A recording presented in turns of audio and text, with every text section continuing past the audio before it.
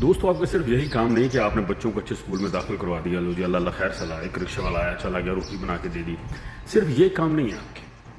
آپ کو پتہ ہونا چاہیے کہ جس اسکول میں آپ نے بچوں کو داخل کرایا وہاں کے جو ٹیچر حضرات ہیں ان کی ذہنی حالت کیسی ہے، ان کی شہرت کیسی ہے، کہاں وہ رہتے ہیں، کن کے بچے ہیں، آپ کو پورا ان کا پتہ ہونا چاہیے.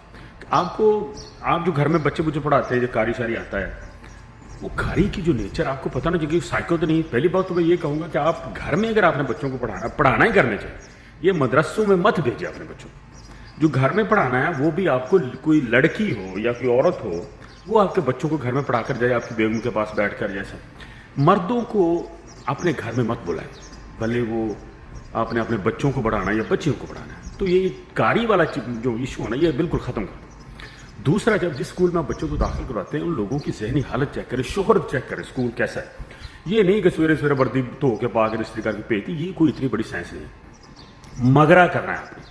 اگر آپ کی بچی ہیں تو آپ نے زیادہ اس میں مطلب اوور تھنکنگ کرنی ہے کہ بچی کس کے پاس جاتی ہے، کون اس کو پڑھانے والا ہے، کیا اس کی ذہنی حالت ہے. کہ بڑے بڑے مریض تب لوگ ہیں اس دنیا میں جو آپ کے بچوں کو اس طرح خوفناک حد تک ڈراتے ہیں، مارتے ہیں ان کو، اور جنسی تشدد پر اکساتے ہیں.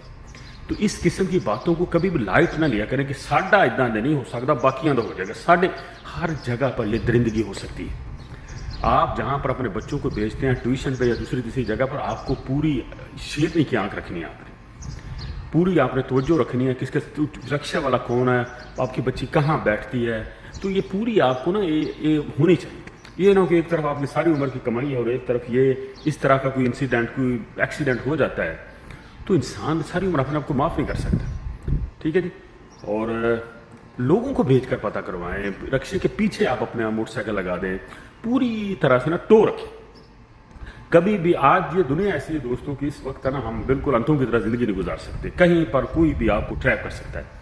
تو لہٰذا اپنے بچوں کو لے کر تھوڑے سے اوور کانشیس رہیں، ان کا خیال رکھیں، ان کو آپ نے کھانا کیا دیا، انہوں نے کیا کھایا، بازار سے کیا لیا. تو پوری طرح اپنے بچوں کا خیال رکھیں. اس معاملے تربیت کی حد تک یہ آپ کی ذمہ داری ہے. ٹھیک ہے نا. اس کے بعد وہ بڑے ہو جائیں گے، وہ جانے، ان کی مرضیاں جانے. تو اس معاملے میں آپ نے تھوڑے سے کان کھڑے رکھ لیں. یہ بہت ضروری چیز ہے، کیونکہ ایک ذرا سی کوتاہی ہماری ہمیں بہت پیچھے لے جاتی ہے. دعا میں یاد رکھیے.